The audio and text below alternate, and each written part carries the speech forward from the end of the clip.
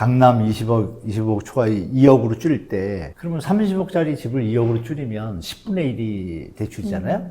그런 개념에서 보면은 15억짜리나 10억짜리도 그러면 2억, 3억 해주면 되잖아요. 근데 이걸 6억을 해준 거예요. 그러니까 아니나 다를까 지금 이제 그게 대출이 받쳐주니까 주택 가격이 지금 움직이고 있잖아요. 특히 노도강이나 금강 이런 쪽들이 수도권까지. 이런 것도 이제 결국은 금융위에서 잡아야 되는데 제가 볼 때 5월 전에 뭐 다른 대책이 나올 거기 때문에 로드맵이 좀 중요한 것 같아요.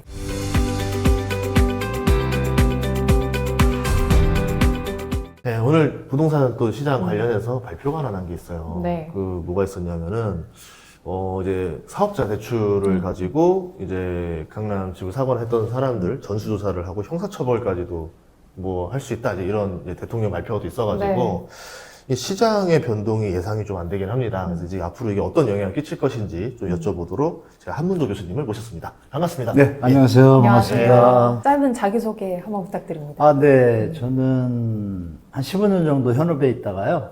한 20년 전 교차되는 시간이 한 5년 있었고, 출강 강의하다가 대학 강의로 좀 넘어오게 됐고, 지금 요즘 이제 방송 좀 나가고, 가끔 뭐 몇 년에 한 번씩 책 쓰고 이러고 있습니다. 그래서 제가 아시는 바와 같이 저는 정상화론자입니다. 우리 주택시장이 정상화돼서, 물론 자산 가치는 M2 대비해서 오르는 건 당연한 거잖아요. 그게 이제 오버슈팅이 나면 국가 경제나 이제 젊은이들이나 전체적으로 좀 문제가 발생합니다. 그래서 정상화론을 계속 주장하고 있는 한 분들하고 합니다. 반갑습니다.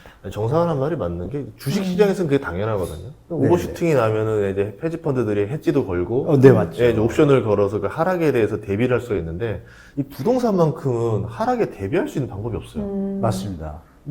뭐 그런 금융상품이라는 게 존재하지 않으니까. 그렇습니다. 뭐 어떻게 대비를 하는 거예요, 보통? 그러니까 대체제가 뭐 주식은 이제 뭐 대체 종목이 있거나 여러 가지 네. 파생 상품을 갈 수가 네. 있지만 부동산은 딱 집 하나잖아요. 네. 그러다 보니까 거기에 관련되는 건 이제 대출 문제죠. 어느 나라나 대출을 놓게 해주면 당연히 주택 가격이 오르게 돼 있잖아요. 거기에 이제 인간의 기본적인 자산 증식에 대한 탐욕이 가세가 되니까 그 게임이 벌어지잖아요. 그것이 어느 정점에 가면은 이제 우리가 일본이나 미국, 뭐 스페인 할 거 없이 다 버블 한 번씩 겪지 않습니까? 그러고 나면 이제 좀 힘든 시간이 지나고 나야 정상적인 구조정이 되면 또다시 이제 또 정상적으로 주택가격이나 경제가 이제 가는 형태들이 이제 이어져 오고 있죠. 그러니까 대한민국은 사실 박근혜 정부 때 전세 대출이 1억이던 게 2억으로, 그리고 박근혜 정부 와서 3억으로 되고, 1년 뒤에 또 5억으로 올렸습니다. 그 뒤부터 당연히, 예를 들어서 전세 집값이 3억인데, 전세 대출이 5억이라고 하면, 집값을 5억으로 올리고 전세를 놔도 들어오니까, 그때 이제 여러분이 많이 들어보셨던 무자본 갭 투자. 사인만 하면 집을 사는 거예요. 그러면서 이제 집값이 전세가격이 오르면서 같이 올랐죠. 그런 부분하고 이제 또 유주택자 전세 대출, 뭐 이런 갭 투자, 이런 것들 정부에서 좀 독려했죠, 도리어. 근데 그게 이제 약간 버블 수준까지 와서 서울은 좀 이어지고 있지만 지방은 2022년도 미국 그 금리 조정으로 인해서 조정이 돼서 조정 국면인데 서울은 이 지방 소멸이라는 어떤 큰 이슈에다가 일반 분들이 다 느끼시는 게 서울이 다른 지역보다 희소성이 있고 앞으로도 지방은 소멸돼도 서울은 살아남는다는 게 이제 머릿속에 박히지 않습니까? 그러니까 거기에 대해서 자산 시장에서 어떤 희소성이 있으니까 당연히 가치가 올라가겠죠. 그 부분을 정부가 정책이나 대출 이런 정책들을 종합적으로 왔어야 되는데 아시겠지만 정권별로 뭐 강경책 썼다가 완화책 썼다가 왔다 갔다 하고 전체적인 로드맵이 없잖아요. 대한민국이 5년 단임제라는 게 좀 문제인 것 같아요. 그래서 거기서 출발한 것 같고, 지금은 연임해야 된다, 막 이런 얘기가 나오잖아요. 대통령이. 사실 끝까지 가봐야 되겠지만, 현재 추세로는 그런 얘기가 나온다는 자체가 부동산에도 연결되는 것 같아요. 근데 여기서 결정적인 게 금융위원회가 이 대출을 총괄하거든요. 금융위원회가 기득권이 좀 많습니다. 많다 보니까, 쉽사리 정부에서 일하는 분들이 금융위원회 일을 일일이 할 수가 없잖아요. 그런 부분들이 이제 지속되니까 전세 대출만 조금만 낮춰도 집값 무조건 내려가게 돼 있는데 지금 쌓아진 주택 가격을 갑자기 경착륙을 하게 되면 경제에 또 무리가 오니까 이런 부분을 조절한다고 연착륙으로 방향 잡았잖아요. 잡았음에도 서울은 지금 연착륙이 아니라 도리어 더 올랐잖아요. 그러니까 이런 부분은 문제가 있다는 게 이제 지금 나타나고 있죠. 여러 가지 대책을 몇 개 썼는데 그것이 공정성에 위배되는 대책들도 아니고 혜택을 줄인 것 뿐인데도 매물이 늘어나고 강남 주택가격이 내려가고 아시는 분도 아시겠지만 또 아까 소장님하고 말씀 잠깐 나눌 때 이 발표한 내용 사업자 대출 이게 이제 우회적으로 담보 대출이 안 되다 주담대가 안 되다 보니까 사업자 대출 의사분들은 많이 나오거든요. 많이 대출 나오죠. 금액이 네. 그걸로 이제 서로 사다 보니까 그러니까 물건이 한정돼 있고 많은 사람이 사니까 서로 올라가면서 주식시장에서 이제 차익 실현하는 분들이 지금 매물 내놓은 거고 그 게임은 이제 강남은 좀 이어지고 있지만 이런 현상들이 또 아까 말씀드렸던 그 15억 이하 중저가 주택은 6억 담보대출 그냥 놔뒀어요. 놔뒀는데 제가 아는 비하인드 얘기로 국토부나 이쪽 관계자분들이 금융위 기재부한테 강남 25억 초과 2억으로 줄일 때 그러면 30억짜리 집을 2억으로 줄이면 10분의 1이 대출이잖아요. 그런 개념에서 보면은 15억짜리나 10억짜리도 그러면 2억, 3억 해주면 되잖아요. 근데 이걸 6억을 해준 거예요. 3배를 해줘. 더 싼 집인데. 그러니까 아니나 다를까 지금 이제 그게 대출이 받쳐주니까 주택 가격이 지금 움직이고 있잖아요. 특히 노도강이나 금강 이런 쪽들이 수도권까지. 이런 것도 이제 결국은 금융위에서 잡아야 되는데 뭐 대통령이 이 부동산만 보는 게 아니라 지금 뭐 이란 전쟁까지 터지다 보니까 정신 없잖아요. 근데 뭐 1월부터 조금 했었고 지금 잠시 쉬고 계시고 제가 볼 때 5월 전에 뭐 다른 대책이 나올 거기 때문에 로드맵이 좀 중요한 것 같아요. 결론은 이제 말을 좀 여러 가지 했지만 정부를 믿을 수 있는 신뢰가 3040은 지금 없거든요. 문재인 정부 때 속았고 근데 그거를 확실히 바꿔주려면 로드맵이 확실하게 나와야 되는데 아직 그게 안 나왔잖아요. 근데 그 부분을 좀 지켜보시면은 앞으로 방향성이 좀 정해질 것 같습니다. 그러니까 오늘 한 말이 경고였던 거죠. 사전 경고. 네, 맞습니다. 사전 경고. 앞으로 이렇게 로드맵이 나갈 거니까 하나의 어떤 사례를 던진 거죠. 예, 탈출구를 미리 좀 그리고 알려주고. 이제 김현덕 장관이 한 3, 4일 전인가요? 거주, 비거주 얘기하면서 얘기를 좀 이렇게 크게 뭉뚱그려가지고 금융세제까지 검토하고 있다. 이 얘기를 김윤덕 장관이 한 거예요. 원래 이제 통상적으로 기관에서 남의 영역을 침범하지 않잖아요. 그렇죠. 근데 뭐 이런 얘기 좀 웃긴 얘기지만 장관들끼리 모여서 회의할 때 기재부 장관이 회의 의장이잖아요. 그러니까 약간 좀 센 거예요. 센데 국토부가 어떤 얘기를 하면 취임 초에도 그런 얘기 했어요. 장관들이 이렇게 얘기를 할 때 그 협조하는 부서에서 협조를 안 하면 진도가 안 나간다. 그쵸. 그게 이제 기재부 금융이거든요. 그 부분에 대해서 이번에 발표할 때 금융세제 포함해서 거주, 비거주 주택을 면밀하게 해서 안을 짜고 있다라고 5일 전에 발표했잖아요. 그러면 거기서 초고가 주택 비거주는 단어를 던졌어요. 그러면 100% 전세에 들어있는 고가주택은 보유세가 세게 나갈 것 같아요. 7월 달에 세제 개편안 나올 때 발표할 것 같아요, 제 생각에. 중요한 건 이제 중저가잖아요. 그런 개념에서 어떻게 보면 월권행위거든요. 금융세제를 기재부에서 잡아가지고 하는 것인데, 그럼 여기에 이제 뭔가 균열이 있는 거죠, 안에서. 그래서 기재부가 이쪽이 이제 화합이 잘 되면 잘 가겠지만, 이게 마무리가 어떻게 될지 조금은 지켜봐야 될 거예요. 결론은 지방선거. 지방선거 결과가 집권 여당이 많아지면 조금은 이제 대통령의 뜻에 따라서 같은 정책 방안이 로드맵으로 발표될 것 같아요. 선거 전에 나올 가능성은 없고요. 안 되죠. 욕먹으니까. 왜냐하면 보유세에 대한 거를 디테일하게 먼저 던지면 비판의 대상이 될 수 있는 부분이 있습니다. 왜냐하면 보유세를 높인다는 얘기는 양도세나 거래세를 낮춰야 되는 게 전제예요. 우리가 세금의 한 부분이잖아요. 세금이 1년에 들어오는 부동산 관련 세금이 있잖아요. 그러면 기재부에서 예산 계획을 잡을 때 매년 그 예산을 적정하게 하잖아요, 평균적으로. 근데 갑자기 세금이 더 늘었어요. 근데 이 세금은 왜 주택에 대해서 늘었는데 보유세를 늘리니까 2,300만 원 가보니까 어마어마하죠. 다 할 수 있지 고가주택만 할지는 모르겠어요. 근데 그 계산을 안 해봤겠어요. 시뮬레이션 돌릴 거 아니에요? 그러면 오버슈팅 되거나 더 들어오는 수입에 대해서 어떻게 쓸 건지도 아직 없잖아요. 그러면 중요한 것은 부동산 정책을 연착륙을 시키는데 주택가격을 안정시켜서 거래가 활성화되고 이 최고의 이제 맵인데 그러면 거래하는 걸 도와줘야 되잖아요. 오피스텔 같은 경우는 뭐 5%예요, 거래가.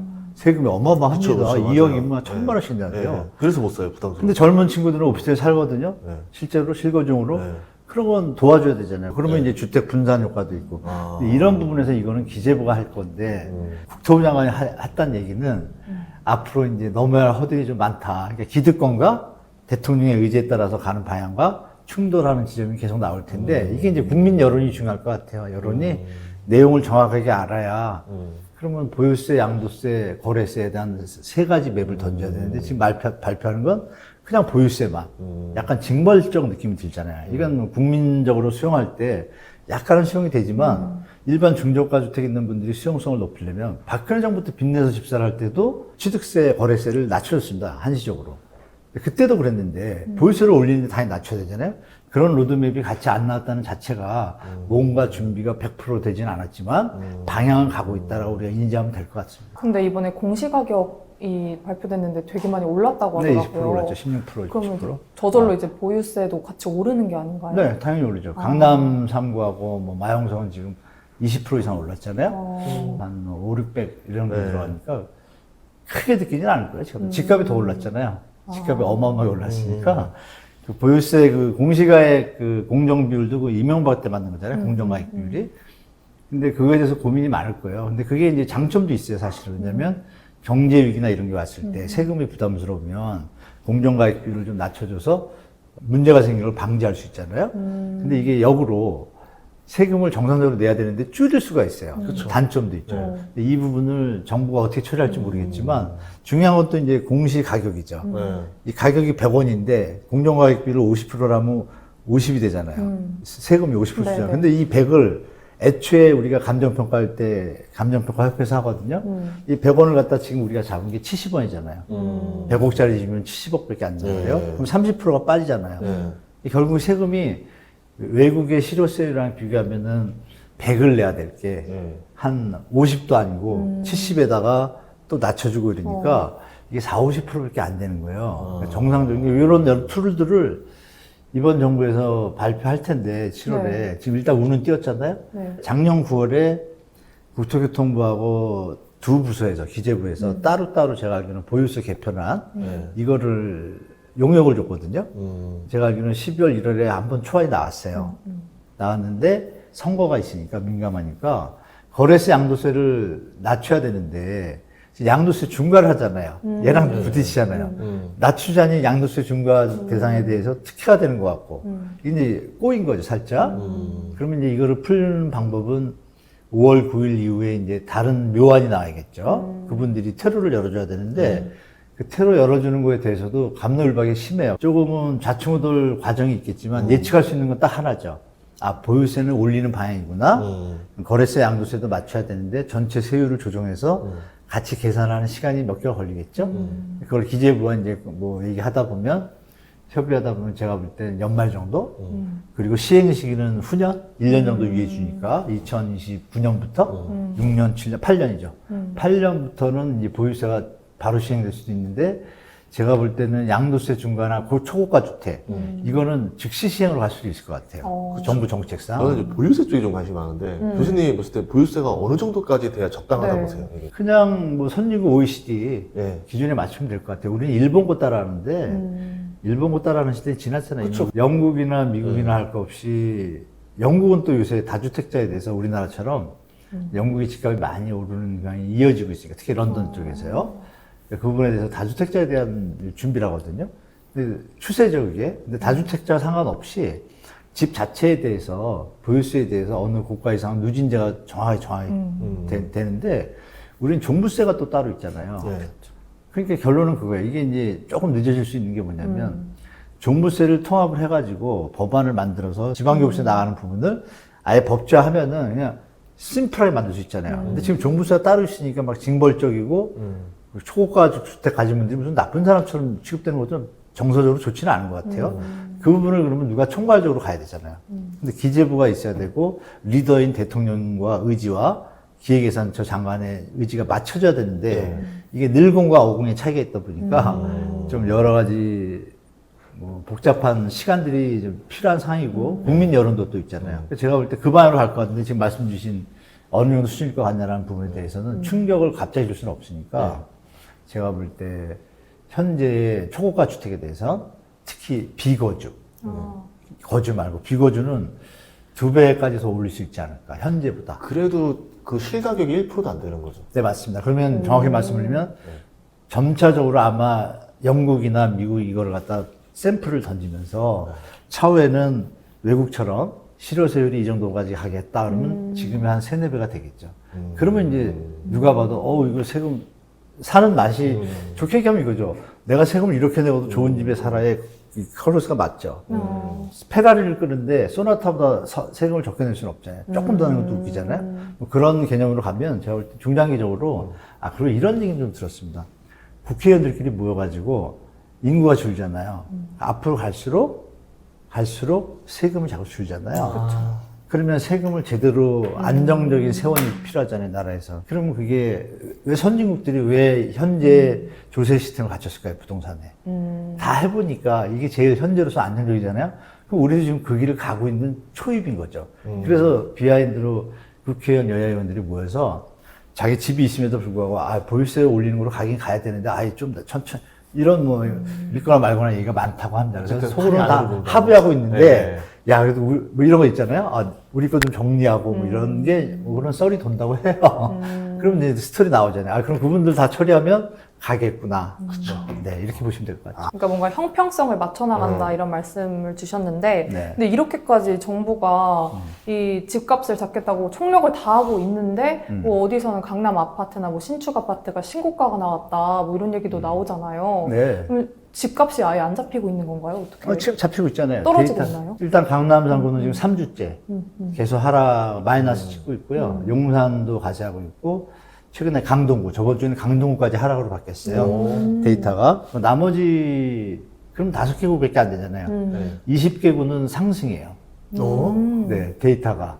상승이 이제 많지는 않지만, 아시는 바와 같이 지금 신고가 그 얘기가 강남에서 주로 나오는 게 아니라 강북에서 신고가 나오는 건데, 그게 이제 아쉽게 10개 거래가 되면은 하락 거래가 한 4개고, 상승 거래가 한 6개 나와요. 나오는데 그 와중에 우리가 아직도 그 신고제가 뭐 수사님 잘 아시지만 전 세계에서 부동산을 사고서 신고를 하는 거를 아직 등기도 안 했는데 하는 나라 우리나라밖에 없어요.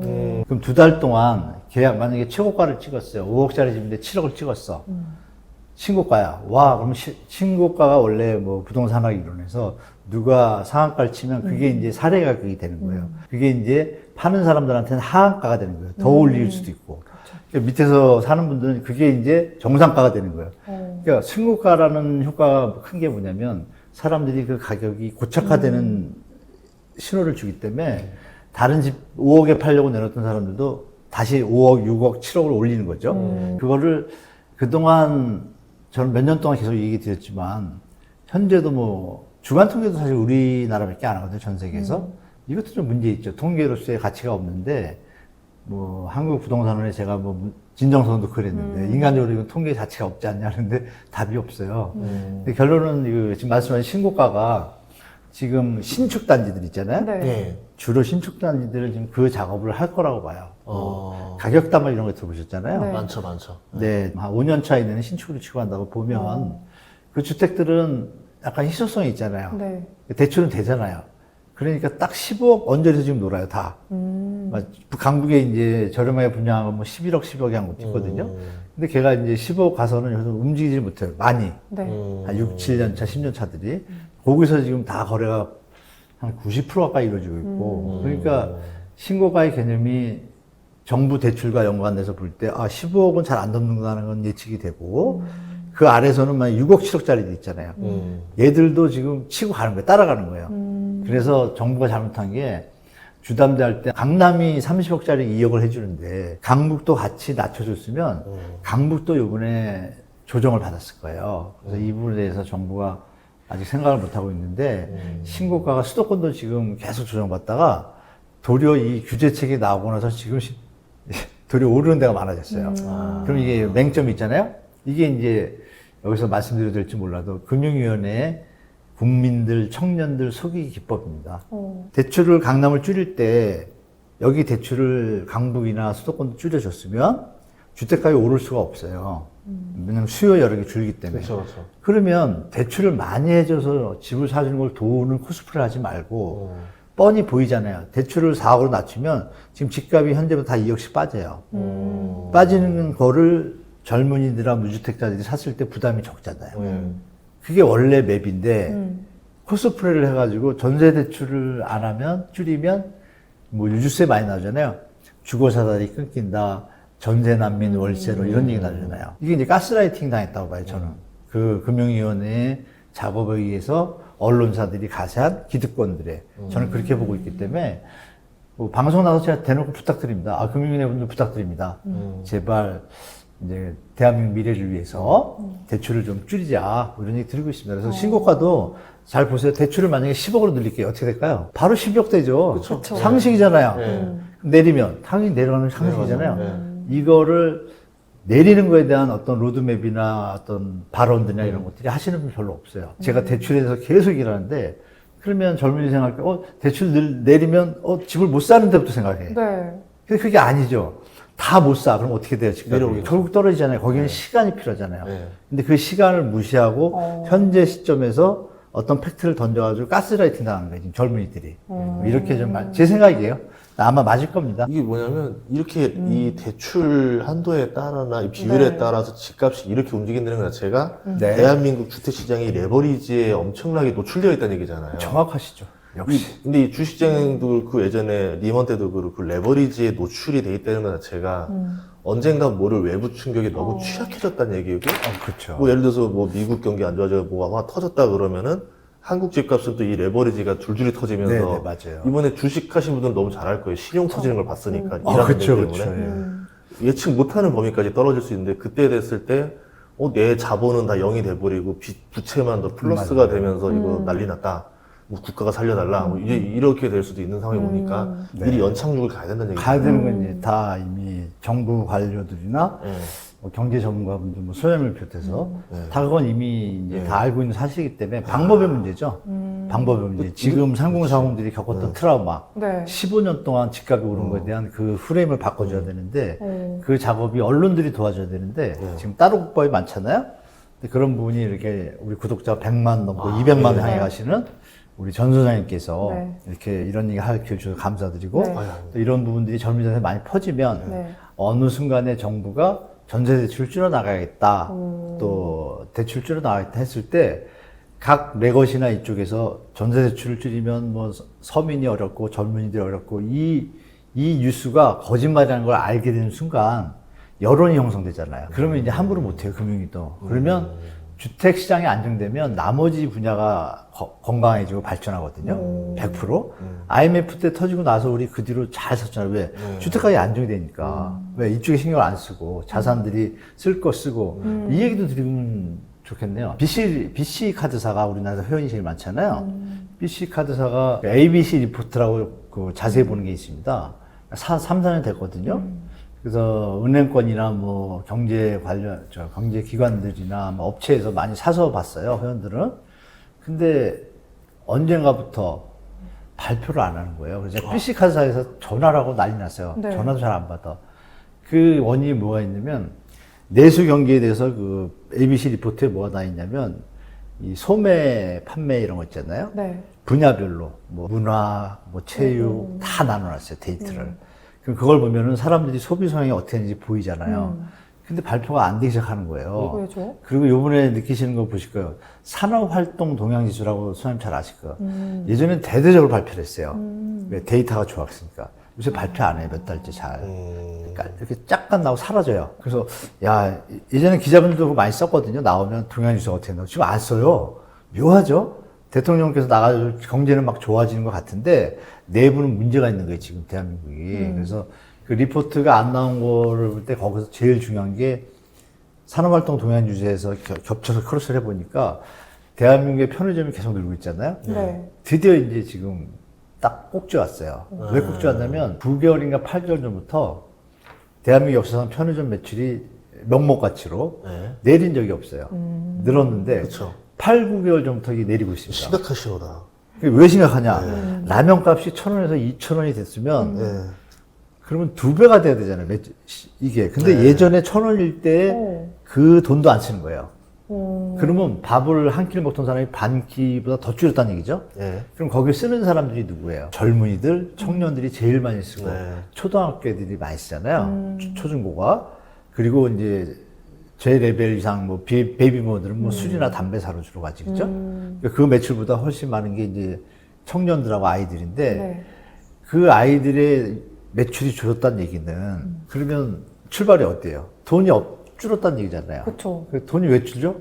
용돈을 덜 주니까. 그럼 직장인은 벌긴 버는데 임금이 5% 올라갔음에도 불구하고 딴 데 들어갈 돈이 많으니까 누구예요 주로? 뭐집 사고 막 신혼부부도 집 사고 부채가 들어가니까 쓸 돈이 가처분 소득이라고 그러죠. 그게 이제 줄고 있다는 반증이잖아요. 그러네요. 근데 이게 점점 가면 어떻게 되겠어요? 자영업자는 살기 힘들어요, 제가 볼 때 지금. 엄청 힘들죠. 지금. 네, 조금 회복하기 네. 저는 굉장히 힘들다고 보기 때문에 네. 다른 로드맵이 필요한데 그 데이터를 볼 때 부동산에 아까 말씀드린 레버리지에 임계점이 왔다는 게 연결되잖아요. 아, 부동산으로 인해서 내수가 지금 자꾸 하향으로 간다는 건 위험한 거예요. 한은에서 계속 발표하는 보도자료 이 가계부채가 소비를 줄이는 그 관계에 대해서 보고를 했잖아요. 가계부채가 지금부터 임계점인 GDP 대비 100을 넘어지면 1% 늘어날 때보다 0.5%씩 소비가 주는 거예요. 이게 지금 나타나고 있잖아요.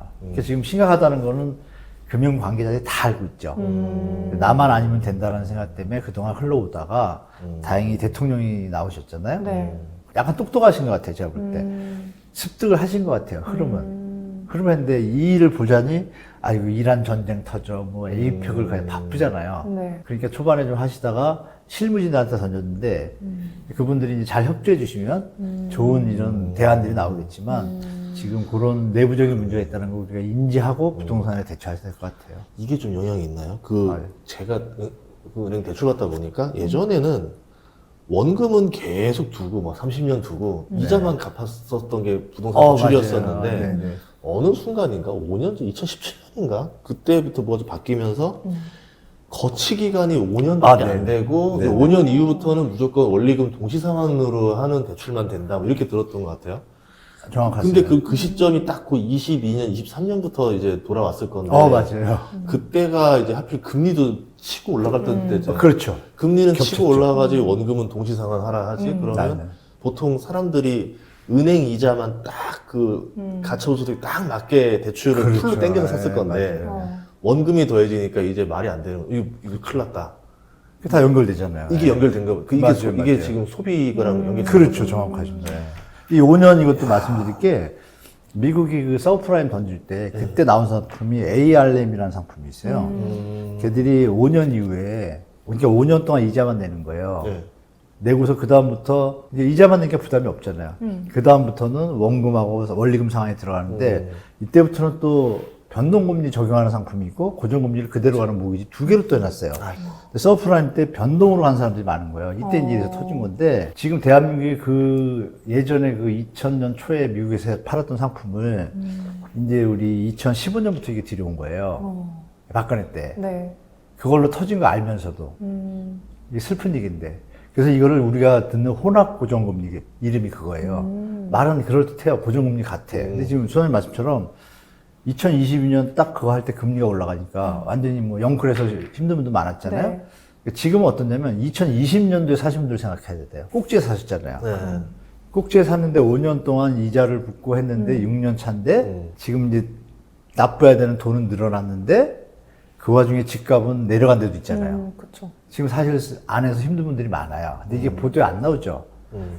강남 3구 마영동 오르는 것만 조명을 하니까 언론들이. 그러니까 언론들이 문제인 거죠. 언론들이 이 부분을 이제 수사님하고 지금 말씀 나누는 그런 내용들을 이쪽 부분에 이런 문제가 있고 이런 것들이 기사가 안 나와요, 요즘. 왜 그러냐면 이게 유튜브니까 이제 말씀드릴 수 있겠는데 전 세계에서 부동산 팀이 따로 있는 기자 이런 뉴스 뭐 언론들은 저는 몇 년 전까지 대한민국밖에 없는 걸 알고 있습니다. 다 어떻게 돼 있냐면 파이낸스부에서 분야가 이렇게 나눠요. 그쵸. 근데 우리는 아예 부동산 팀이 파이낸스가 따로 있어요. 그래서 갑자기 이때 그 좋은 시절 뭐 이거 야사에 가까운데 기자분들 뭐 좋을 때 많았습니다, 진짜. 그 2000년 초부터 한 15년까지도 좋았어요. 2000년. 그분들이 지금 다 데스크가 된 거예요. 그러면 이해되시죠? 데스크 입장에서 집값을 낮춰야 돼요, 높여야 돼요. 뭐 이런 것들이 좀 연관되는 비하인드까지 생각해 보시면 우리 젊은이 분들이나 무주택자분들이 조금 뉴스를 걸러서 보시고 이렇게 소장님 같이 이렇게 팩트만 얘기하는 뭐 이런 데서 크로스 체크 하시는 게 정말 필요한 시점입니다.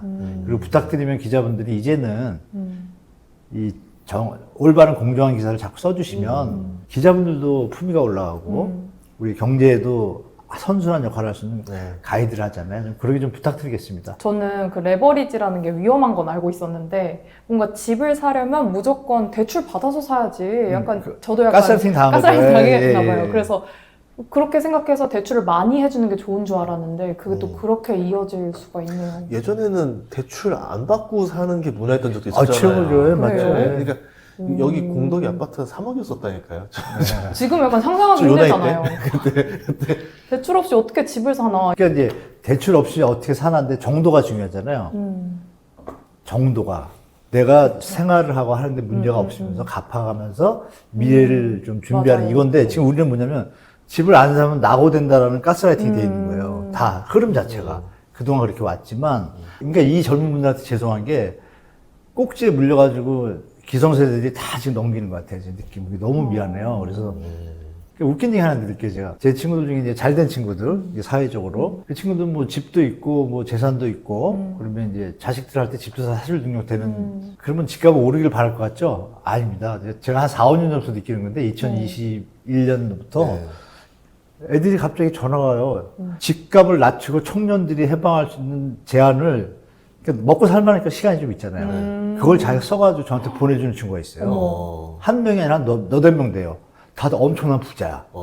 그러면 이제 부자들도 부동산 갖고 막 이러는 그 분들 말고 전반적으로 의식은 야 이게 도가 지나쳤다고 다 판단한 거예요. 그러니까 이 부분도 같이 생각하면 요새 그 대통령 그 부동산 정책에 대해서 유주택자의 53%가 찬성한다잖아요. 그런 분들인 거예요. 그래서 집값 이제 하락을 찬성한다. 보이니까 자식들이 힘들어하고 자기들 이런 것들이 다 짧은 시간에 다 설명 못 드리지만 우리 이 얘기를 왜 드리냐면 우리 청년들하고 젊은 분들한테 말씀드리고 싶은 거예요. 지금 40대인 분들은 20대 초반부터 15년 동안 오른 건 봤고 네. 상공사원들이 지금 어떻게 보면 이 흐름에 가스라이팅이 다 있는 거죠. 제가 볼 때. 근데 어른들은 알잖아요. 이게 좀 너무 많이 왔다. 빠질 것 같다는 거 알잖아요. 네, 네. 근데 이걸 대출을 갖다가 계속 유지하면 넘기잖아요. 그게 좀 이어지는 게 아까 말씀 나눴던 소비 내수 문제까지 이어지니까 정부에서도 이제 자꾸 이런 게 나오는데 예전 문재인 시즌이 안 좋았던 것 같아요. 너무 강력하게 부동산 가격 폭등시키다 보니까 그게 이제 뇌리에 남아있다 보니까 또 당하는 거 아니야. 이런 것도 있어요. 사실 상공사원도. 그러니까 지금은 이제 조금 변화가 있을 대통령이 지금 방향을 잡았잖아요. 그래서 상공사원분들이 조금은 이제 예전과 같지 않을 수 있다라는 그 시나리오를 상정하고 주택 시장에 접근하셔야 되는 게 지금 맞는 타임인 것 같아요. 전세가 그 당시만 해도 거의 신앙처럼 여겨지던 시절이라 맞아. 국가가 전세에 대해서 뭐라도 불리하게 뭔가 제도를 하는 순간 네. 그 정권은 끝나는 거 알고 있지 약간 협박물처럼 썼었잖아요. 그렇죠. 맞아요. 그래서 예전에 저희도 갭 투자하자고 저한테 맨날 했던 그때 한 10년 전 사람들 뭐냐면 국가가 절대 전세 못 건드린다. 전세 대출은 맞아요. 나날이 한도 올라갈 거고 금리 봐라 나날이 떨어질 거면 전세 가격에 대한 대출 이자 부담은 나날이 떨어지니까 전세 가격은 계속 이제 10년 이상 그렇죠. 수준할 수밖에 없다. 네. 근데 매매가가 어떻게 그 이하로 떨어지냐? 전세 끼고 산 게 맞지 않냐? 그렇죠. 그 논리의 전제가 떨어졌던 게 정치 공학까지 계산했던 거죠. 맞아요. 근데 말씀하셨는데 그때는 규제는 때리는데 전세는 규제 못하고 전세는 풀어놓고서 이거 하는 게 당이 안 나오니까 안 먹히죠. 이상하게 이게 되던 거고 이번에는 만약에 전세까지 이렇게 되고 이제 예전과 다르게 전세 시대가 아닌 것 같더라고요. 좀 전세에 대한 시간이 월세도 좀 떨어졌더라고요. 바꾸고 있죠. 맞아요. 네. 또 이제 아까 말씀하신 대로 이렇게 전세 좀 고쳐야 된다고 또 주장하는 얘기들이 많이 나오고 하니까 맞아요.